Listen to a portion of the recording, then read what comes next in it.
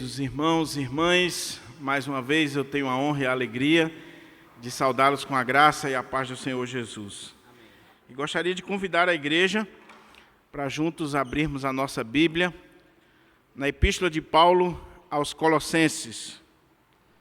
Epístola de Paulo aos Colossenses, capítulo 3, e desta feita nós vamos estar meditando sobre os versos 5 até o verso 11 desta tão preciosa epístola do apóstolo Paulo. Colossenses, capítulo 3, versos 5 ao 11, palavra do Senhor para os nossos corações. Para aqueles que nos acompanham pela internet, nós estamos numa série de exposições na carta de Paulo aos Colossenses, e se você perdeu algumas das mensagens, você pode ir no canal da nossa igreja, tem uma playlist com todas as mensagens anteriores desta série.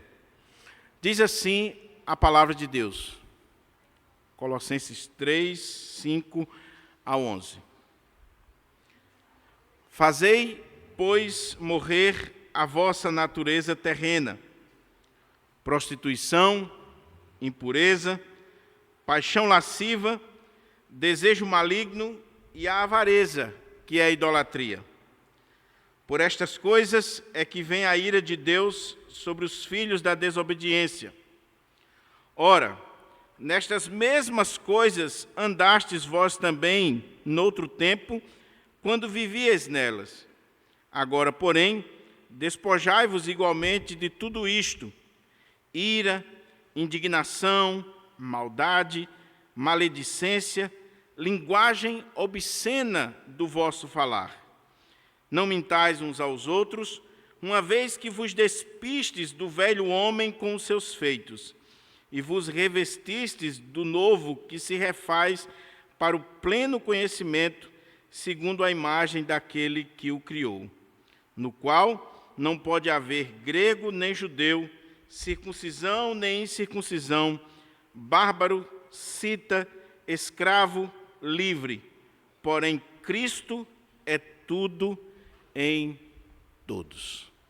Vamos orar ao Senhor mais uma vez. Vamos pedir a Ele que nos abra a porta à palavra nesta manhã e que, de fato, seja o Senhor a falar ao nosso coração a partir da exposição fiel da Sagrada Escritura. Curva a sua fronte e ore ao Senhor, em nome de Jesus. Pai querido, louvado e engrandecido seja o teu nome. Pai, eu quero te agradecer por mais uma vez estar diante da tua igreja com a tua palavra aberta, tendo a oportunidade de expor a tua palavra. Mas eu quero te pedir, meu Pai, que o Senhor nos encha do seu Espírito, que o Senhor fale ao nosso coração de uma forma toda especial, que o Senhor nos dê o discernimento, o entendimento, a iluminação e a intrepidez necessária para ministrar a tua palavra com fidelidade. Fala ao nosso coração, Senhor. É assim que eu te oro e já te agradeço, hoje e sempre. Amém. Mantenha, por favor, a sua Bíblia aberta, para que a gente possa considerar junto esse texto da palavra do Senhor.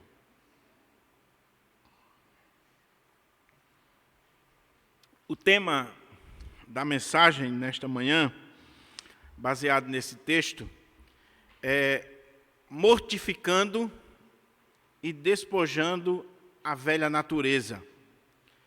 Mortificando e despojando a velha natureza. E à guisa de introdução, eu queria levantar uma situação que pode até parecer hilárica, mas não é. Conta-se que Agostinho de Hipona, que foi um dos maiores teólogos da história da igreja,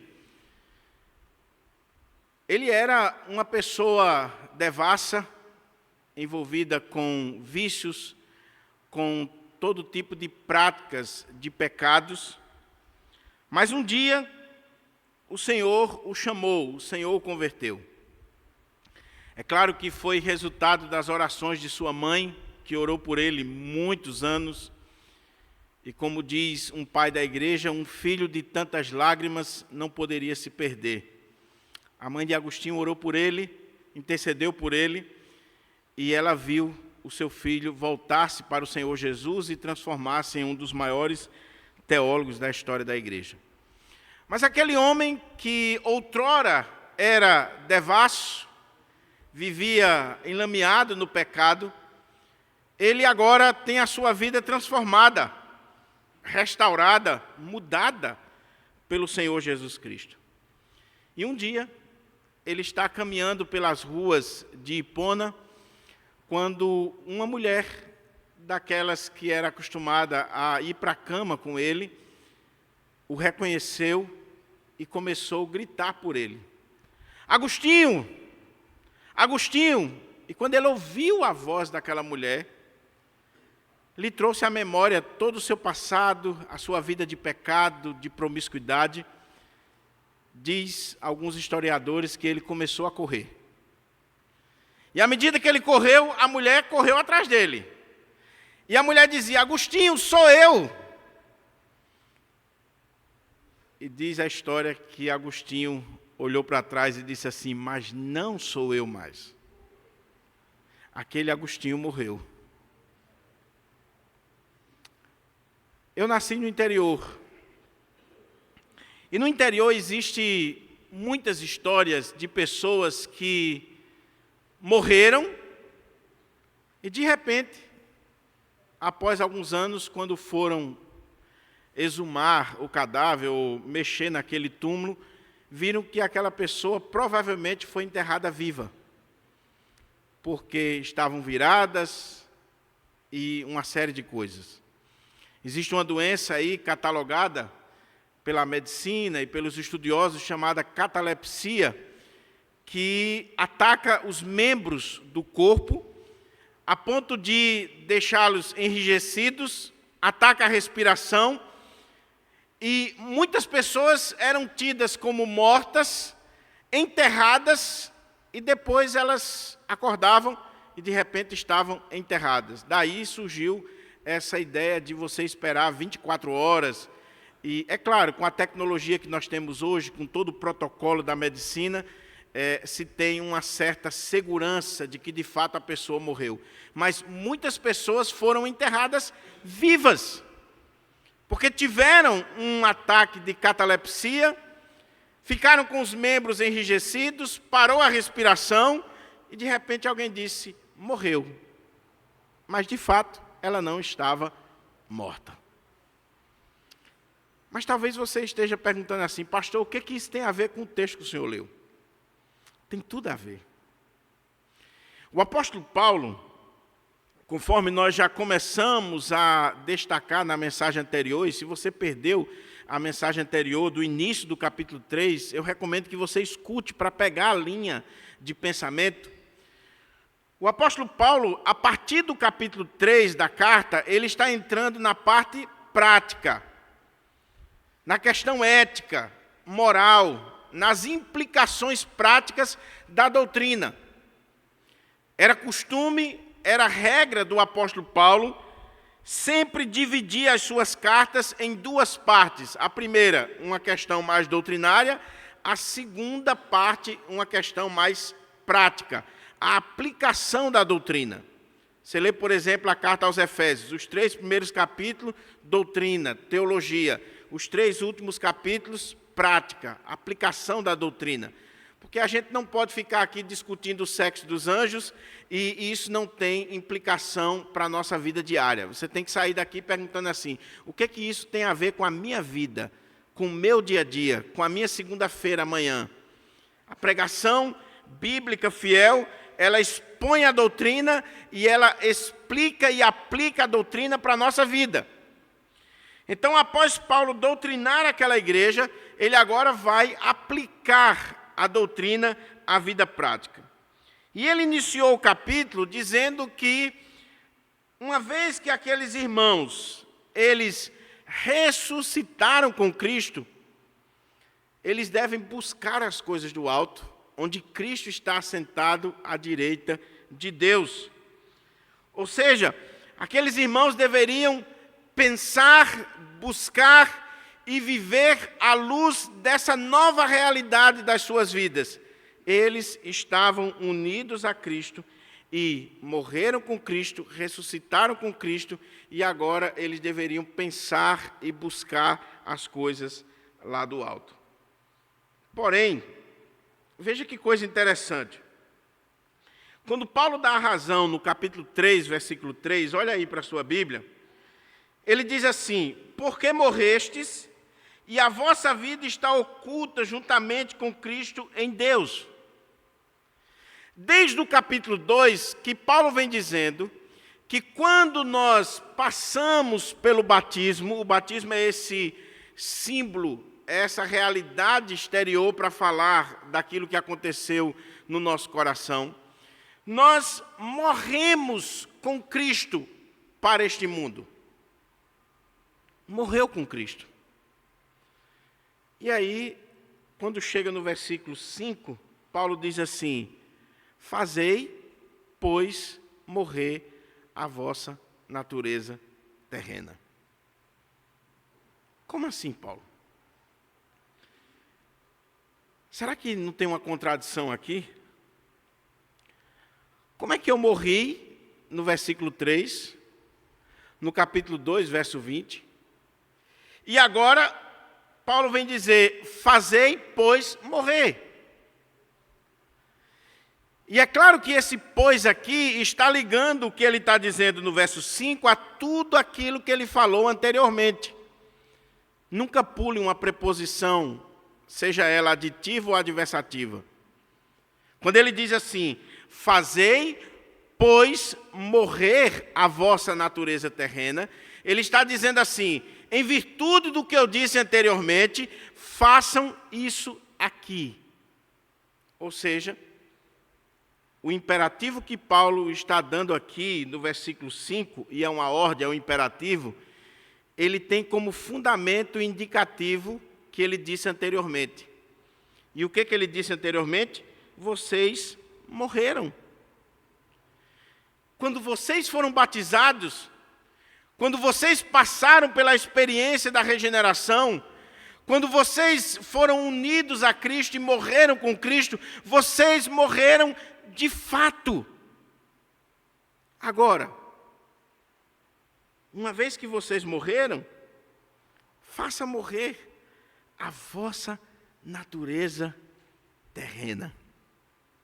Ou seja, o que Paulo está dizendo aqui? E, meus irmãos, isso aqui tem implicações tão sérias, tão profundas para a minha vida e para a sua vida. A grande questão é: será que nós morremos mesmo para esse mundo? Será que nós passamos por esta experiência de morte para o mundo?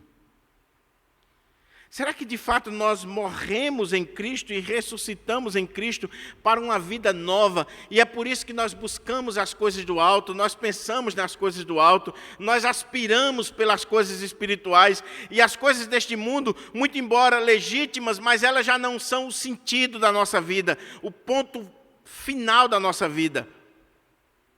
Mas a pergunta é: será que nós morremos mesmo?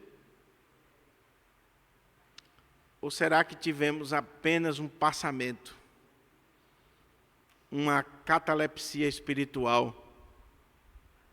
Tivemos os membros enrijecidos, faltou a respiração mundana por algum momento, toda aquela avidez pelas coisas do mundo, mas passou um mês, 2, passou um tempo, e você está mais vivo para as coisas do mundo do que nunca. Você ganhou um banho assim de religião, mas você de fato não passou pela experiência da morte para o mundo. Paulo está dizendo: fazei, pois, morrer a vossa natureza terrena. E aqui está a beleza do cristianismo. Porque aqui nós não estamos diante de legalismo, Nós não estamos diante do ascetismo. Nós não estamos diante de mandamentos de homens. Nós não estamos diante de regras ou de princípios elaborados pela religião para você chegar diante de Deus e conquistar a salvação e abraçar a salvação. Nada disso. Se por um lado nós não podemos cair no legalismo, nas regras, nos mandamentos de homens, no ascetismo da religiosidade que me impede de comer, beber, de desfrutar das coisas boas que Deus nos deu, por outro lado, nós não podemos cair num liberalismo desenfreado, numa vida licenciosa, numa vida de pecado, numa vida que vai provar que eu nunca fui salvo, que eu nunca morri, que eu nunca tive um encontro com Cristo, e vai mostrar que eu não conheço de fato a Jesus Cristo, que eu não tenho intimidade com Jesus Cristo. Então, se Paulo combateu o ascetismo no capítulo 2 e o legalismo dos homens, para que não caísse no outro extremo, que nós somos acostumados a ir para os extremos, ou para um legalismo exacerbado, para um ascetismo, não coma, não beba, não toque, use isso, use aquilo, faça determinada coisa, ou nós vamos para o outro lado, liberou geral. Tudo pode. Tudo pode. Tudo é permitido. E se tem uma coisa que durante muitos anos mexeu muito comigo, machucou muito o meu coração, foi ouvir de pessoas dizerem assim: eu vou para a igreja presbiteriana porque na igreja presbiteriana pode tudo. A igreja presbiteriana, ela não é uma igreja rígida como as igrejas pentecostais. Então eu vou para a igreja presbiteriana porque lá pode tudo. Será? É claro, na igreja presbiteriana nós não vamos criar regras de tamanho de cabelo, tamanho de saia, disso, daquilo outro. Agora, na igreja presbiteriana não pode tudo, não. Na igreja presbiteriana existe a palavra de Deus que diz o que você pode fazer, o que você não pode fazer, não para salvação.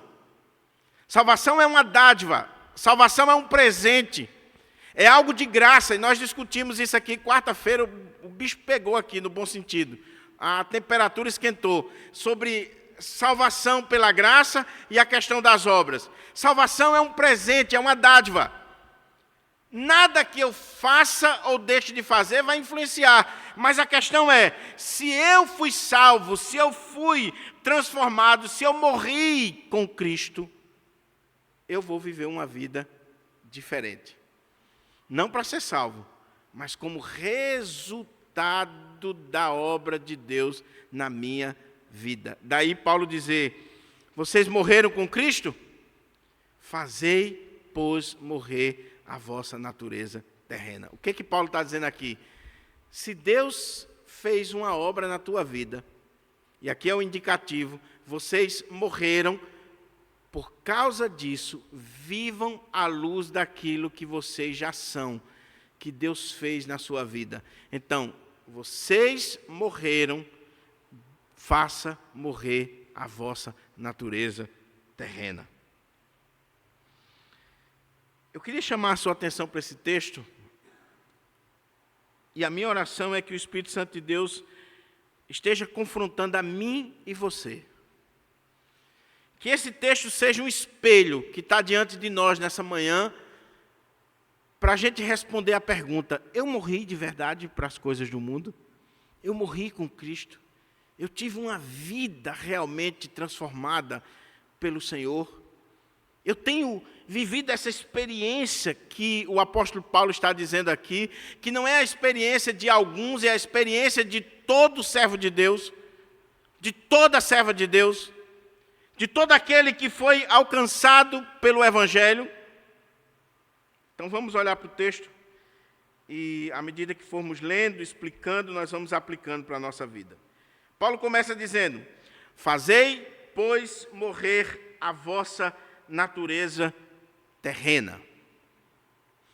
Se você olha os primeiros versículos, ele está falando de Cristo assentado à direita de Deus, que está nas regiões celestiais, e ele disse assim: busquem essa realidade do alto, pense nas coisas do alto. Vocês morreram e vocês já ressuscitaram com Cristo, vocês já estão vivendo nessa dimensão do alto. Então, faça morrer a natureza terrena de vocês. Ou seja, ele está fazendo um contraste entre aquilo que é do alto e aquilo que é terreno. Por quê? Ao mesmo tempo que nós recebemos uma nova natureza, e essa nova natureza, ela aspira, ela busca as coisas do alto, nós ainda temos entranhado essa velha natureza que é terrena e que busca as coisas deste mundo, as coisas terrenas, em contraste com as coisas do alto. É muito interessante que a expressão que aparece aqui no texto grego é membros, os vossos membros. Então ele diz assim: fazei, pois, morrer os vossos membros. Que está falando aqui do corpo, mas não necessariamente desse corpo físico. É claro que é a partir desse físico que nós vamos dar vazão aos pecados. Mas a melhor tradução é essa mesmo, natureza, essa natureza caída, pecaminosa, terrena, que aspira pelas coisas deste mundo. E que Paulo está dizendo: vocês morreram em Cristo. Agora, a partir de hoje, vocês devem fazer morrer. Ou, como algumas traduções diz, vocês devem se considerar como mortos e lutar a cada dia contra essa natureza que vai querer estar agindo de acordo com as coisas deste mundo. Ou seja, nós temos uma natureza que ela sempre vai querer sair do caixão, que ela sempre vai querer ir atrás da vida que ela tinha antes. E Paulo está dizendo: considerem como mortos e lutem por isso. Lutem contra essa natureza terrena, caída, que vai desejar as coisas deste mundo. E aí ele vai fazer um resumo de alguns pecados que se manifestam nessa natureza terrena, que são principais, balizadores, que mostram, de fato, esse comportamento da nossa natureza terrena, que grita, que quer sair do caixão, que está ali arranhando o caixão, porque quer sair para fora, quer voltar à velha vida. Fazei, pois, morrer a vossa natureza terrena. Aí olha o que ele diz: prostituição, impureza, paixão lasciva, desejos malignos e a avareza, que é a idolatria. Você prestou atenção no que Paulo está colocando aqui?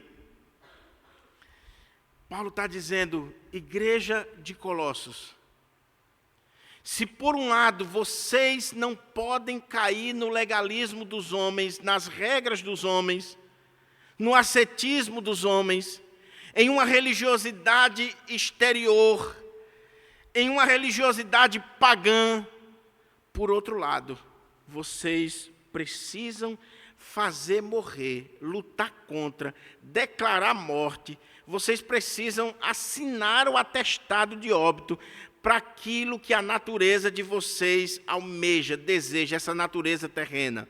E eu vou dar alguns exemplos para vocês. Prostituição. Prostituição, aqui a palavra no grego é porneia. E essa palavra porneia, de onde vem pornografia, ela tem um campo semântico muito amplo. A ideia é todo e qualquer tipo de relação ilícita e fora do casamento. Porneia envolve desde relações extraconjugais ou de adultério até fornicação. Daí a ideia de prostituição também.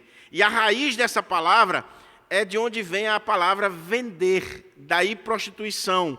A raiz da palavra porneia é vender, é você adquirir algo que é lícito, o amor, o prazer, com bens, com dinheiro, de forma ilegítima.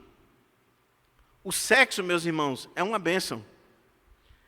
O sexo é algo criado por Deus, foi Deus que fez, não é coisa do diabo, não. É uma bênção. Também não foi o primeiro pecado dos nossos pais, como muitos pensam. Tem gente que, quando fala de sexo, lembra quando eu falei aqui sobre sexo, a pregação de Corinto, que eu passei umas 2 ou 3 pregações falando sobre sexo? Tinha irmãs aqui, irmão que ficava vermelho, tem outros irmãos que quase me engolia. Como é que o pastor no domingo de manhã falando sobre sexo, como se não gostasse ou se não fizesse? Sexo é uma bênção, agora quando é realizado dentro dos padrões estabelecidos por Deus, quando você tem que comprar por isso, quando você age de forma ilícita, prostituindo-se, adulterando, fornicando, agindo de forma que Deus não determina, você está pecando. Então Paulo diz, fazei, pois, morrer a vossa natureza terrena. Dentre as coisas que a natureza terrena tem avidez, está a questão da prostituição, no sentido de você adquirir o sexo da forma incorreta, seja pagando, seja fazendo qualquer outra forma. Deus está dizendo, não faça isso.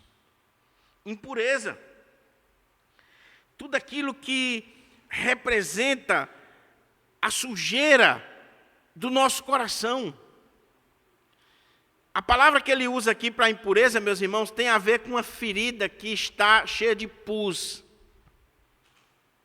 O que ele está dizendo aqui é que o nosso coração, a nossa natureza, ela é tão caída, que se nós não tivermos cuidado, nós vamos cair não só na prostituição, na porneia, nos vícios sexuais, práticas sexuais ilícitas, fora do casamento, fora da bênção de Deus, mas nós vamos cair em práticas impuras. Nós vamos estar sendo enlameados, nós vamos estar mexendo na ferida, vivendo impureza. E a palavra que ele usa aqui, se você for aprofundar, traz a ideia de qualquer relação nojenta, qualquer relação que está como que no estado de putrefação.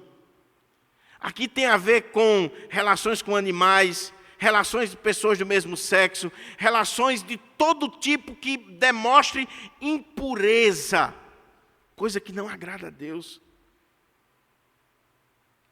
Paixão lasciva. A palavra paixão aqui no grego é pathos, de onde vem sofrimento, dor. E lasciva aqui, esse desejo. Veja, essas 3 palavras aqui iniciais, elas mostram a questão da sexualidade. E veja onde é que Paulo está começando. Ele está dizendo, cuidado com porneia, cuidado com coisas impuras, e cuidado com esse desejo, essa paixão desenfreada que leva você a sofrer e a desejar aquilo que não é do agrado de Deus.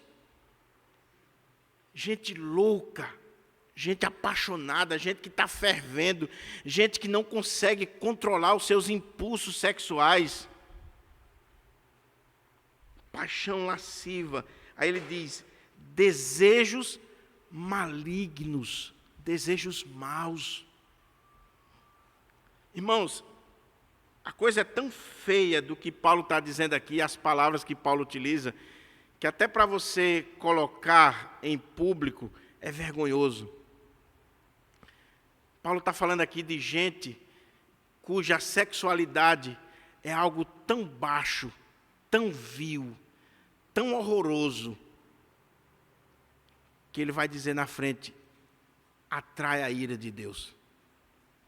Então ele diz, prostituição, impureza, paixão lasciva, desejos malignos, desejos maus, e a avareza, que é a idolatria.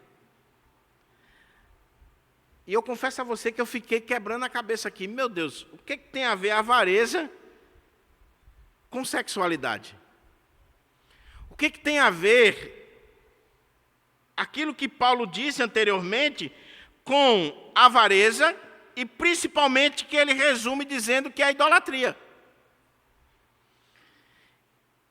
E após estudar, pesquisar e tentar entender o texto, eu vi que tem tudo a ver. Porque Paulo está falando aqui de desejos que fazem parte da nossa natureza carnal, da nossa natureza pecaminosa, essa natureza caída, terrena. Paulo está falando que nós precisamos fazer morrer ou considerar como morto tudo aquilo que é oriundo dessa natureza. E aí ele diz, olha, a prostituição, as relações ilícitas, a impureza, tudo aquilo que é sujo nessa área da sexualidade, a paixão, esse sofrimento desenfreado pela lasciva, esses desejos malignos, esses pensamentos malignos no coração de vocês. E aí ele diz, e cuidado com a avareza, ou seja, com o amor ao dinheiro, ou com a cobiça, que seria uma melhor tradução, porque isto é idolatria. Qual é a ideia aqui? Lembra dos 10 mandamentos? E lembra do que está escrito lá nos 10 mandamentos, quando fala da cobiça? Quando nós cobiçamos, nós não cobiçamos só coisas, nós cobiçamos pessoas. E o que Paulo está dizendo aqui é, cuidado com a avareza, com a cobiça, com a ganância, porque isso é idolatria. É você colocar algo no lugar de Deus. Idolatria é isso, é quando você coloca algo no lugar de Deus. E quando a gente vai olhar para o decálogo, o que diz lá? Não cobiçarás a mulher do teu próximo, a casa do teu próximo, os bens do teu próximo. Ou seja, o que Paulo está dizendo aqui é, meu querido, cuidado com esse impulso do seu coração, da ganância, da cobiça, da avareza, porque isso vai levar você a tirar Deus do trono da sua vida e colocar coisas ou pessoas, e principalmente vai levar você para essa área aqui escorregadia da sexualidade.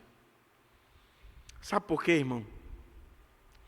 Porque o cara que tem dinheiro, ele tem as outras coisas a reboque. O cara que tem dinheiro e que ama o dinheiro e que busca o dinheiro, ele não está buscando o dinheiro pelo dinheiro em si. Ele está buscando o dinheiro por aquilo que o dinheiro pode dar. E o que o dinheiro pode dar para ele? Prazeres. O dinheiro pode dar para ele tudo isso que Paulo está condenando anteriormente. Então, com o dinheiro, ele pode se prostituir, ele pode dar vazão aos seus desejos malignos. Quantas pessoas que se vendem por dinheiro? Você vê aí essas prostitutas de luxo, e um tempo desse, uma que até se converteu e agora voltou para a vida mundana, dizendo assim, eu ganho numa noite 15, 20, 30 mil reais. Em um programa que eu faço, eu ganho dinheiro que não ganharia na minha vida toda. E não é só ela que está fazendo esse jogo. Ela está fazendo esse jogo por causa do dinheiro, da avareza do seu coração. Então, ela se submete a ter relação com pessoas das mais execráveis, a fazer os bacanais mais tristes, a ter relações com várias pessoas ao mesmo tempo. Mas o cara que está comprando o sexo ilícito, ele também está ali porque ele é avarento, porque ele ama o dinheiro, e tendo o dinheiro na mão, ele tem essas outras coisas a reboque. Aí Paulo diz, cuidado com a avareza, que é a idolatria, que pode tirar Deus do trono da sua vida. E tirando Deus do trono, você vai colocar sexo, dinheiro e poder nesse lugar.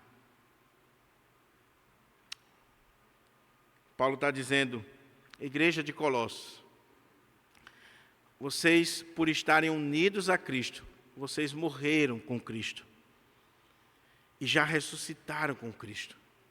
Então, se vocês morreram, por favor, façam morrer esses desejos da natureza terrena.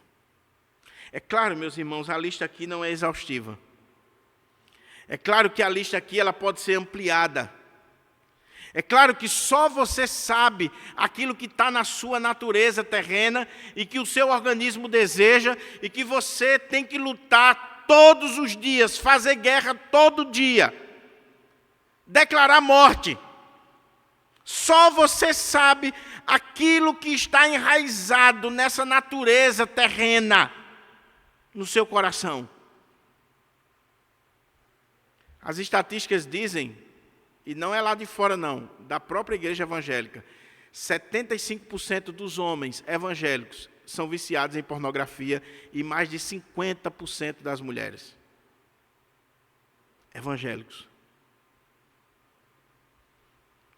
E é claro que isso vai dando vazão à natureza terrena. E Paulo está dizendo, faça morrer. Não brinque com a sua natureza. Não brinque com a carne. Eu costumo dizer assim, sabe por que José não caiu? Não é porque José era um homem de Deus, cheio do Espírito Santo, um homem que... Nada disso. José não caiu porque ele correu.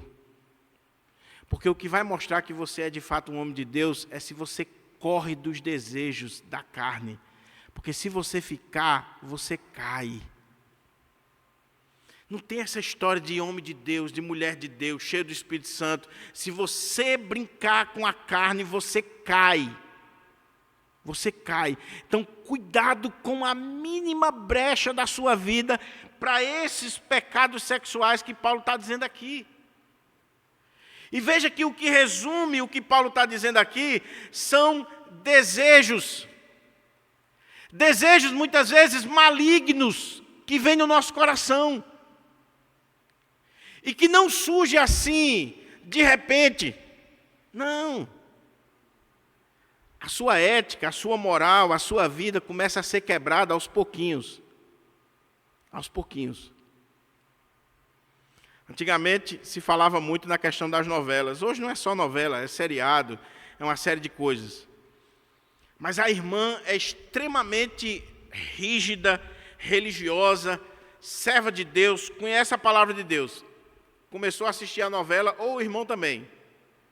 E aí daqui a pouco a novela está mostrando que a mulher é casada, mas ela não é tão bem com o marido, e ela conheceu um garotão de 25 anos, da academia, todo em cima, e o cara é romântico, o cara é legal, e o cara é isso, o cara é aquilo. Daqui a pouco está a irmãzinha torcendo pela separação, e porque aqui ela vai ser feliz. É terrível isso.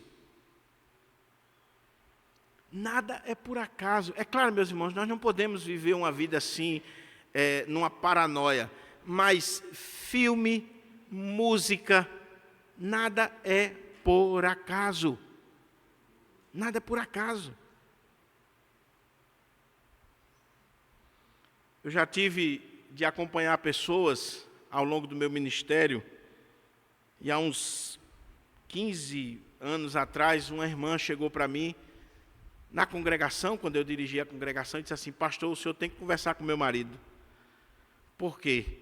Porque meu marido, nós começamos a assistir filmes pornográficos, e a coisa foi crescendo, crescendo, crescendo, a ponto de meu marido agora querer ter relação comigo e incluir outra pessoa na relação. Desejos malignos, que não surgiu de um dia para a noite. Surgiu quando você abriu a brecha e Satanás disse, é aqui que eu vou entrar. É exatamente aqui. O ponto de Paulo é, a sua natureza deseja isso. Agora, na hora que isso começar a aflorar, Mortifique esses membros. Mate esses membros. Declare morte. Pastor Hernandes, no comentário dele desse texto, ele diz assim: nós devemos andar com um atestado de óbito no bolso. E na hora que surgiu isso, você diz assim: eu morri. Eu morri para isso. Não sou mais disso. Isso ficou para trás. As coisas velhas já passaram, tudo se fez novo. Novo. É por isso, meus irmãos, me perdoe se você pensa diferente, por isso que eu sou contra aos testemunhos nos púlpitos das igrejas. Porque o cara vem para o púlpito da igreja e ele vai contar: eu fiz isso, eu fiz aquilo outro, fiz aquilo outro. E se você não tiver cuidado, como dizia o teólogo Severino, lá de Guarapes, um irmão analfabeto de pai, mãe e parteira, ele dizia assim: pastor, se a gente não tiver cuidado, o cara está ensinando a malandragem no púlpito da igreja, e é o diabo que está fazendo isso. Está ensinando a roubar, está ensinando a se prostituir, está ensinando o caminho do mal no microfone da igreja. O microfone da igreja é para pregar a palavra de Deus. Não é para dizer: eu fiz isso, eu fiz aquilo, e ensinar como fez, não. É para pregar a palavra de Deus. Porque, meus irmãos, esses pecados aqui nós precisamos ter tanto cuidado, que até quando a gente está falando, a gente precisa ter cuidado para o diabo não aproveitar isso, para gerar na nossa mente, no nosso coração e nos membros, na nossa natureza, o desejo por essas coisas. É por isso que eu tenho muito cuidado. Eu dou palestra para casais, eu vou em encontro de casais, mas eu tenho muito cuidado quando o tema da sexualidade está sendo tratado de forma banal. De forma banal. Paulo está dizendo: faça morrer a vossa natureza terrena. Prostituição, impureza, paixão lasciva, desejos malignos, a avareza, a cobiça, essa ganância, que é idolatria. Idolatria. Meu irmão, cá entre nós, muitos de nós, é bom que Papai do Céu deixe pobrezinho mesmo, porque se tiver dinheiro, vai se desgraçar. Eu já acompanhei caso assim. O miserável não tinha nada. No dia que ele trocou de carro e arrumou um carrão possante, aí a mulherada começa a ficar assim, ó. O cara destruiu a vida. Destruiu a vida. Ande com atestado de óbito no seu bolso. Faça como Agostinho. Agostinho, não sou mais eu. Aquele morreu. Aquele homem morreu. Aquela pessoa que você conhecia morreu. Eu não tenho como mais viver aquela vida do passado. Eu não sou a mesma pessoa de antes. Eu morri. Por quê que nós devemos fazer morrer estas coisas? Olha o que diz o apóstolo Paulo. Por estas coisas é que vem a ira de Deus sobre os filhos da desobediência.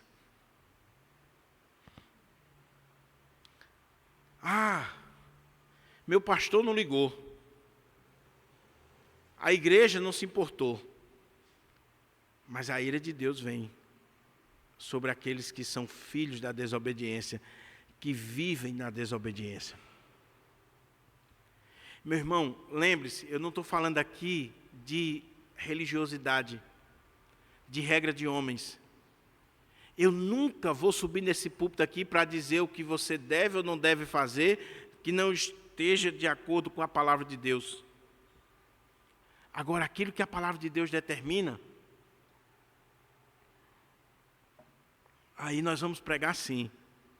E a escolha é sua, se vai praticar ou não.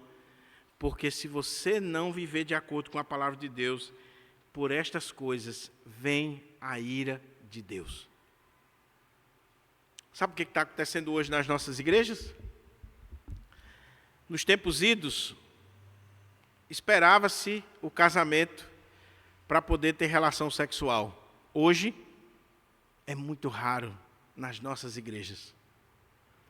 Os jovens saem do culto, do ministério de louvor, às vezes do dia a dia da igreja, direto para o motel com a namorada.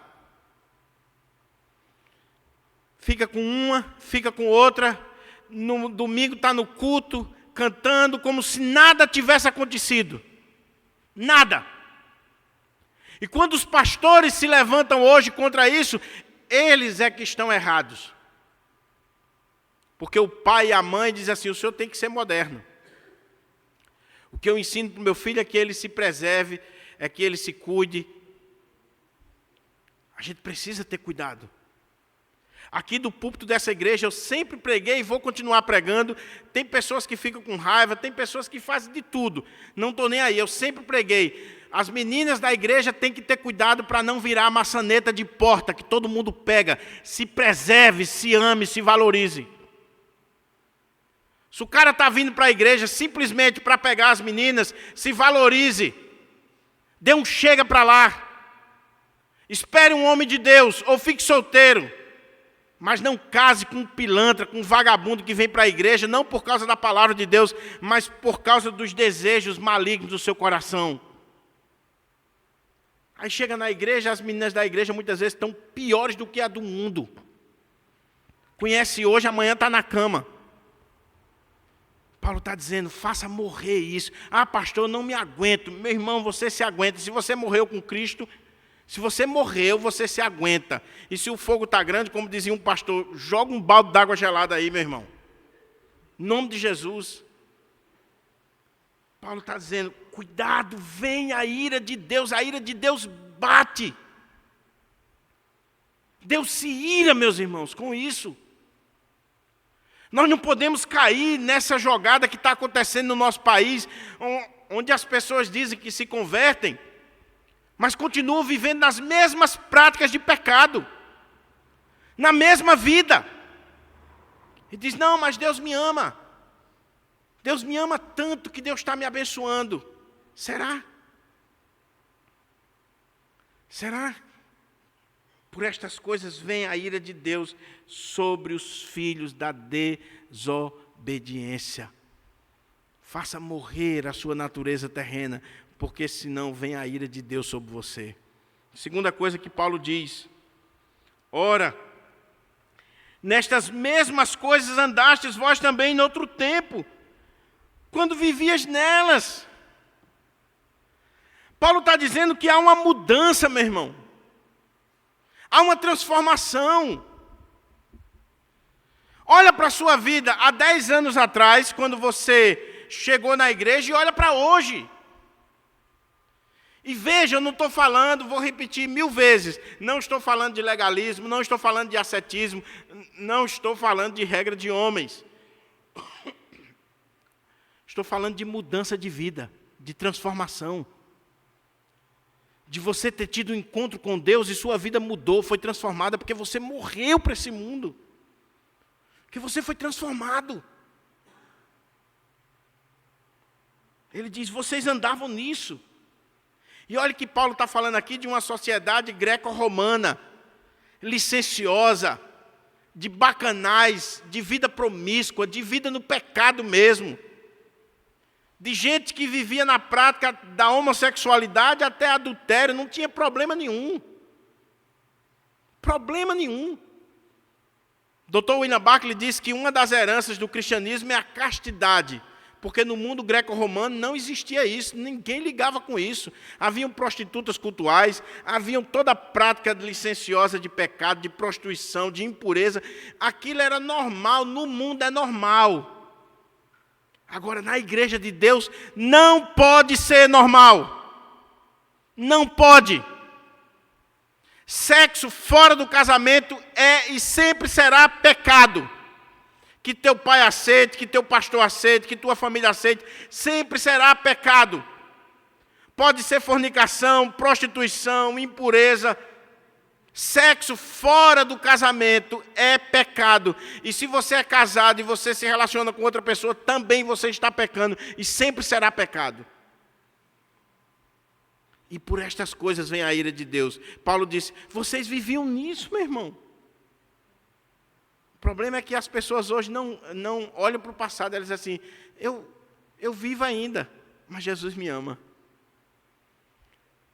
Os artistas aí, quando se convertem, entre aspas, vão para as igrejas, continuam com as mesmas práticas de antes. O que mudou foi, antes ele ia ou para a missa ou para outro canto, e agora estão indo para uma igreja evangélica de ano em ano. Porque essa turma não vive em culto, não. Essa turma diz que é da igreja, mas vai de ano em ano. Eu sou evangélico, vivendo as mesmas práticas de antes. Paulo disse assim, igreja de Colossos, olhe para a vida de vocês. Vocês viviam nessas práticas antes. Como é a sua vida agora?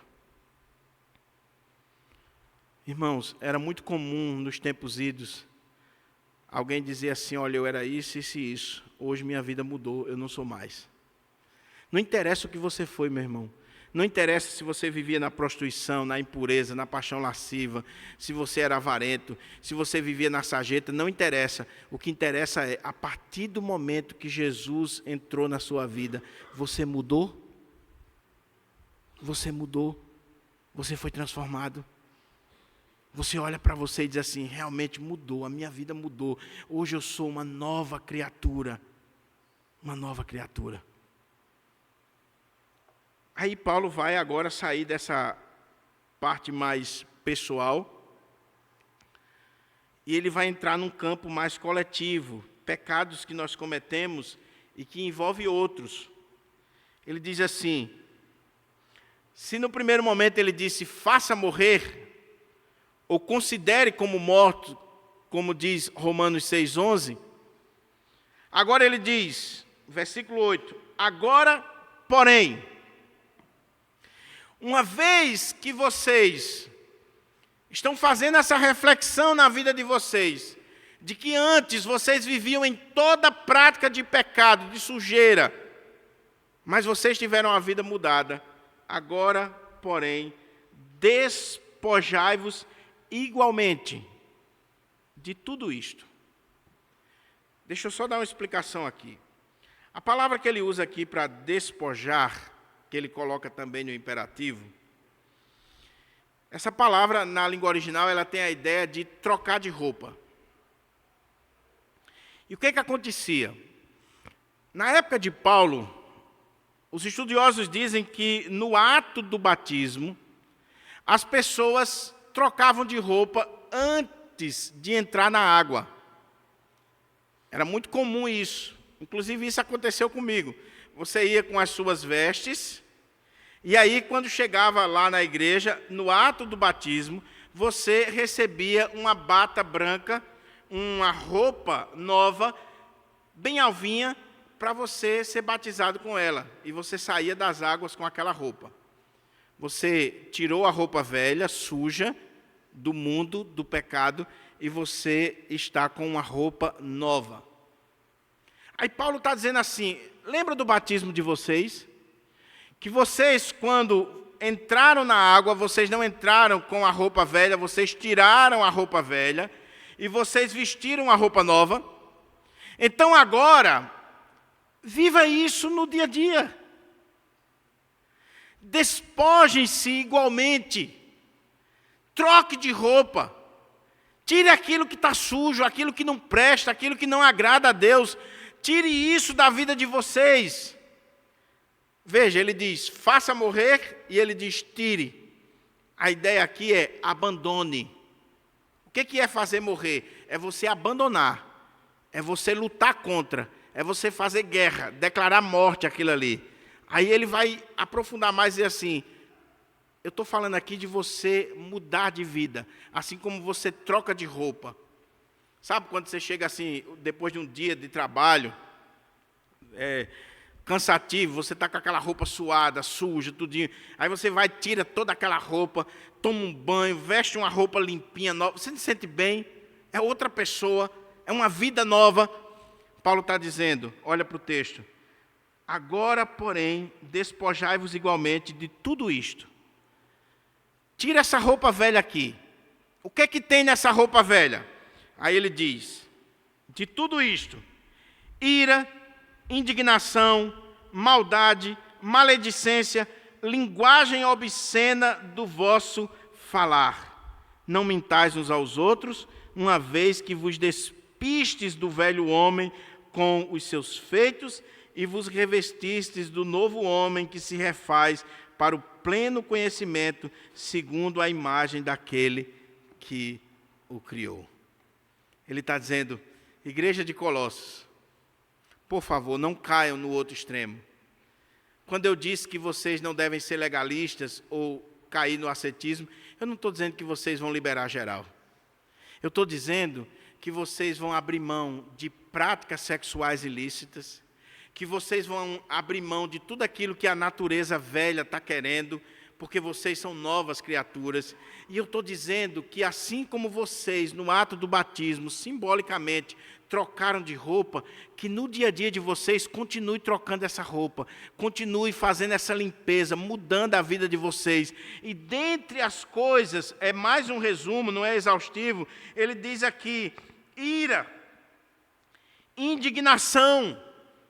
Ele usa duas palavras aqui que pode ser traduzida por ira. Ele usa a palavra timós e a palavra orguê. Quando ele fala de ira, ele está falando dessa ira permanente. A pessoa que ferve de ira e que esse fogo que está fazendo ela ferver ali, ele é permanente. Mas a indignação que ele fala aqui, que é outro aspecto da ira, é essa ira parcial, momentânea, que a gente precisa ter cuidado. Porque tem muitas... Não, pastor, olha, eu não sou uma pessoa irada, não. Eu não sou uma pessoa que guarda o rancor, que permanece irado muito tempo, não. Agora, sim, eu sou um fósforozinho que riscou, acendeu. Paulo está dizendo: cuidado, abra mão disso, livre-se da ira. Seja a ira permanente, seja a ira momentânea, a indignação. Sabe por quê, irmãos? Porque quando a gente é uma pessoa irada, quando a gente é alguém que pega fogo muito rápido, a gente pode cometer tantas coisas terríveis que depois você vai chorar a vida toda. Quantas vezes você já tratou mal a sua esposa por causa da ira momentânea? Uma palavra ríspida. Você ficou irado naquele momento ali, naqueles 5 minutos você ficou irado. E se não fosse a graça de Deus, a misericórdia de Deus, você fazia uma besteira. Você, de repente, é alguém que... Alguém fez algo contra você, aquilo ali nunca mais sai do seu coração. Você ficou irado com ela a vida toda. Os dois aspectos são perigosos e pecaminosos. Seja a ira permanente, seja a ira momentânea. Paulo está dizendo: abra mão disso, despoje disso. E se você nasceu de novo, se você é um crente, não venha com essa história: meu temperamento é fleumático, é isso e aquilo outro. Seu temperamento poderia ser isso, mas se você é dominado pelo Espírito Santo, o Espírito Santo mudou você, ou não mudou? Quem é mais forte? A sua natureza ou o Espírito Santo de Deus que está em você? Ou que você diz que tem? Ou você vai usar a desculpa dos 4 temperamentos para justificar os seus pecados? Ah, não, eu sou alguém irado, eu sou fleumático, eu sou isso, eu sou aquilo outro. Não, meu irmão, você é alguém que morreu em Cristo. E se você morreu em Cristo, você vai se irar sim, mas você vai ter domínio próprio. Senhor, tem misericórdia de mim. Põe um freio nos meus lábios. Senhor, me ajuda para eu não fazer besteira. Senhor, me guarda. Me guarda. Ira, indignação. Aí ele diz: ira, indignação, maldade. O povo de Deus tem maldade, irmão? Tem. Pensamentos malignos, maus em relação ao outro, que tenta destruir o outro. Maledicência, falar mal. Irmão, deixa eu fazer uma observação aqui. Eu estou atento ao tempo, tá certo? Mas deixa eu fazer uma observação aqui seríssima para mim e você. Se tem um pecado que domina a igreja evangélica, e a nossa igreja não está imune a isso, Chama-se o pecado da maledicência. Sabe por quê? Todo crente, ele acha que tem o direito de comentar a vida do outro. Meu irmão, a minha vida não lhe pertence. A sua vida não me pertence.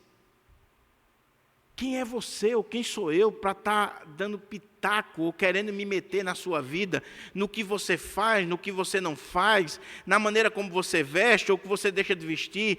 Quem sou eu para estar agindo dessa forma?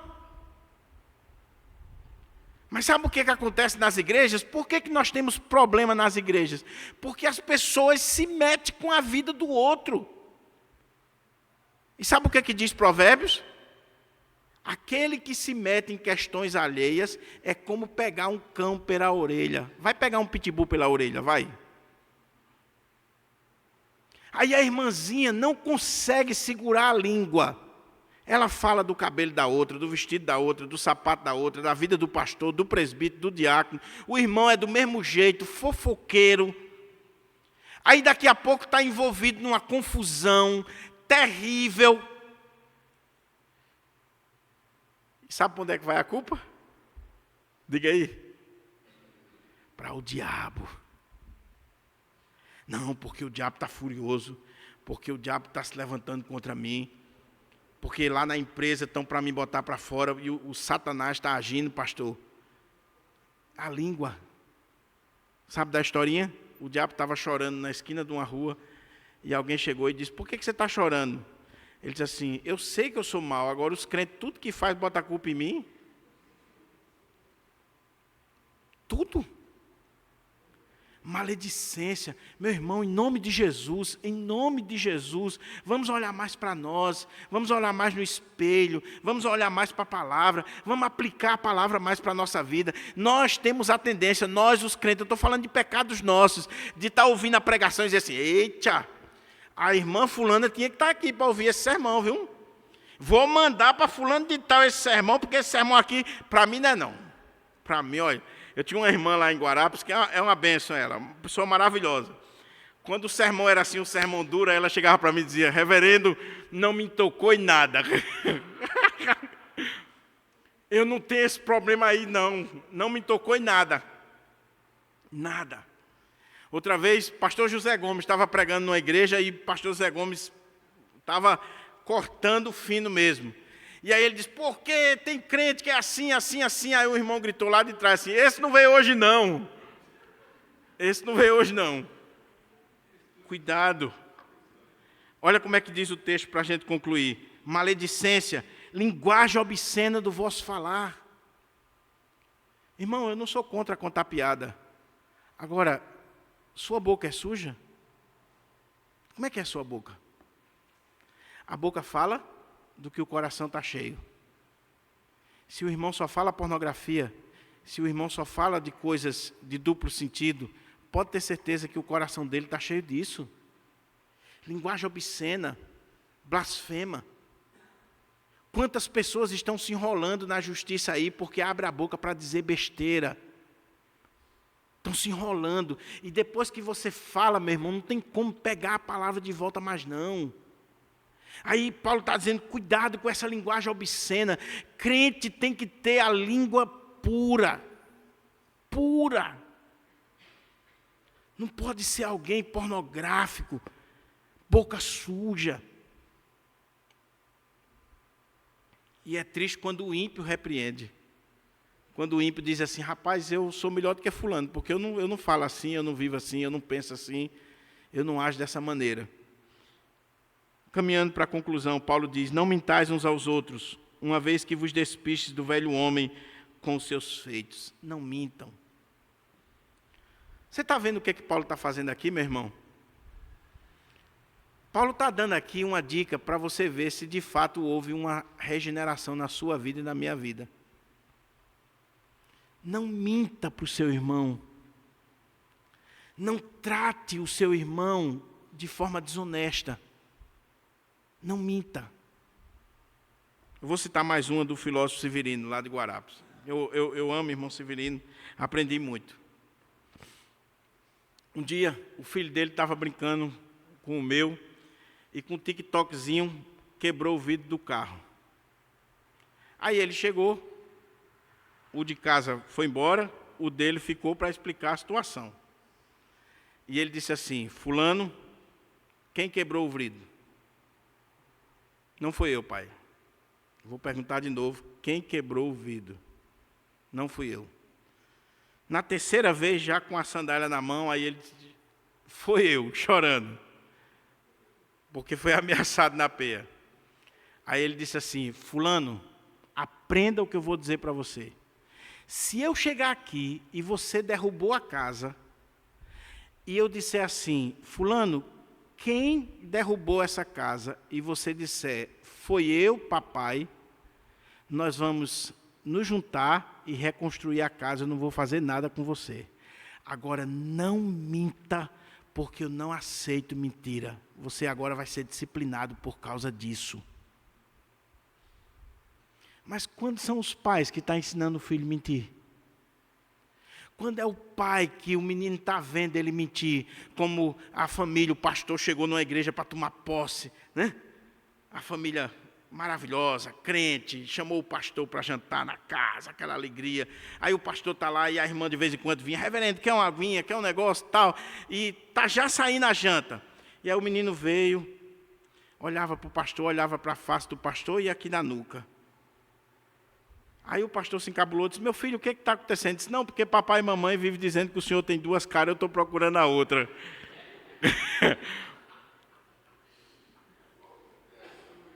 Uma família hipócrita. Na igreja era uma coisa, em casa era outra. Nós estamos perdendo os nossos filhos, não é na igreja não, é na mesa da nossa casa. É no dia a dia da nossa casa, porque eles estão olhando e dizendo assim: se for para ser crente como papai e mamãe, eu prefiro ir para o inferno. Porque na igreja é uma bênção. Como dizia o pastor Enoque, lembra?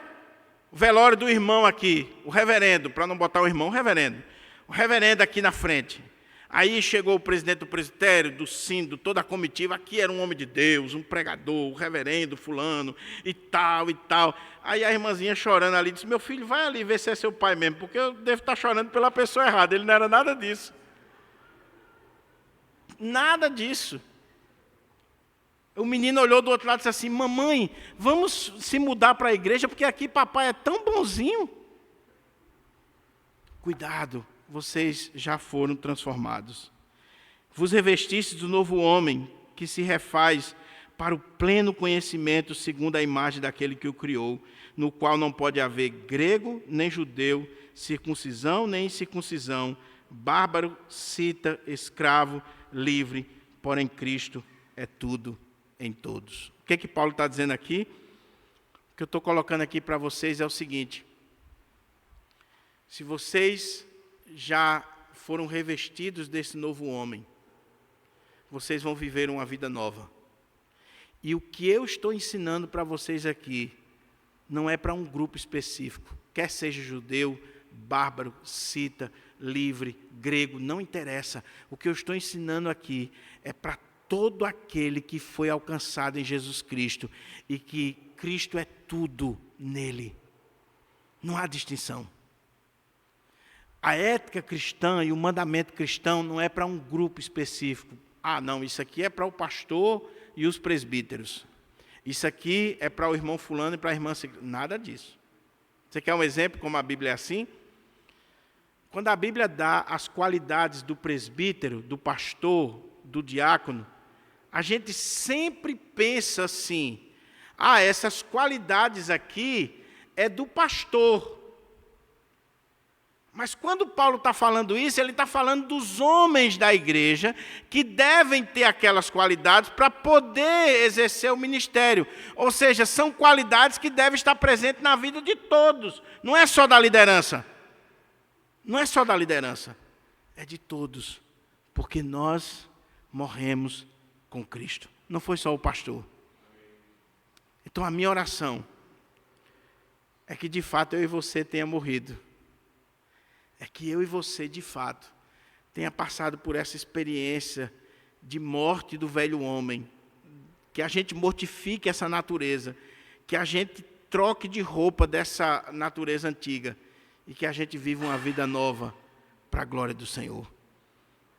Que não haja na nossa vida aquilo que muitos dizem: ah, não, de vez em quando eu tenho saudade das coisas aí do mundo e daqui a pouco está lá. Eu vou concluir com uma história para a gente orar. Há alguns anos nós estávamos numa igreja, em um velório. E após a cerimônia, o pessoal estava se despedindo da pessoa. Uma criança olhou assim e disse: ela moveu os olhos.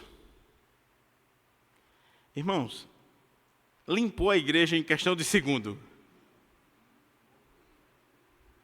Nós que estávamos no púlpito não tinha ponto correr porque não tinha nem saída. A igreja estreitinha. Veio um pessoal avaliar, realmente tinha algo estranho, levou o corpo para o hospital e depois mandaram de volta.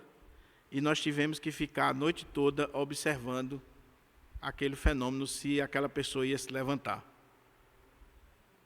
Não se levantou. Graças a Deus. Até porque a gente ficou na calçada olhando o corpo lá dentro da casa. Se levantar, eu sou o primeiro a correr. Era eu e mais 2 pastores. A noite todinha tomando café e olhando. Se levantar, já era. Mas quantos têm se levantado e têm se levantado para viver uma vida mundana e profana que não agrada a Deus? Quantos que um dia estiveram aqui conosco, louvando o Senhor, adorando o Senhor, servindo o Senhor, e agora estão no mundo, estão na prostituição, estão na sarjeta. Essa moça mesmo que eu falei, uma famosa aí, que todo mundo sabe, escreveu livro, tudo, que voltou à prática da prostituição, da pornografia, de pousar nua, tudo no mundo. Eu fico assim, meu Deus, tem misericórdia dessa vida. Provou o dom celestial e voltou como uma porca para a lama ou um cachorro que voltou para o vômito.